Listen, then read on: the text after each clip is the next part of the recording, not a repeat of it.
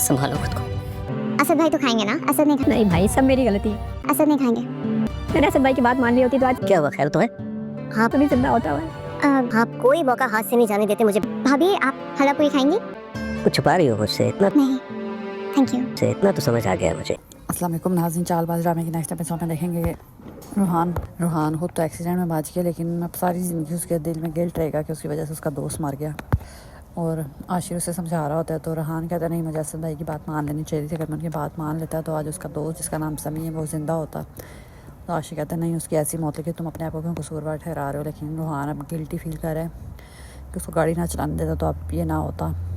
रो भी रहा होता है, वही बात है, किसी की जान चली जाए फिर आपको लगता है कि आपकी वजह से गई हो, तो वो गिल्ट फिर निकलता नहीं है। पर आशिर से कहता है तुम क्यों इतना दिमाग पर सवार कर रहे हो, तुम्हारी वजह से नहीं हुआ। उधर अनाया की माँ परेशान है अनाया की वजह से कि उस लड़के से फिर कांटेक्ट में कर लेती है।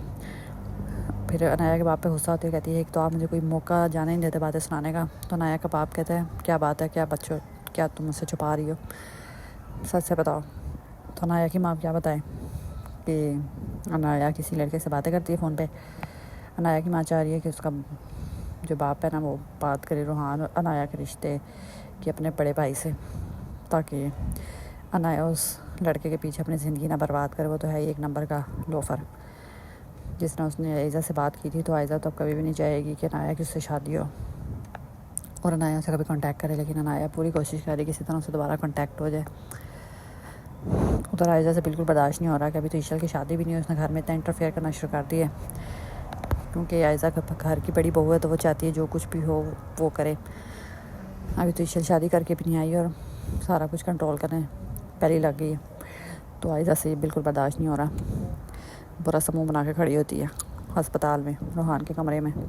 जब नाश्ता लेके जाती है और ईशल पहले नाश्ता लेके आई होती है तो आयज़ा को बिल्कुल अच्छा नहीं लगता कि मुझे मैंने से नाश्ता बना के लाई और ईशल जो बाई से बना बनाया नाश्ता उठा के ले आई है और कर भी लिए सब ने।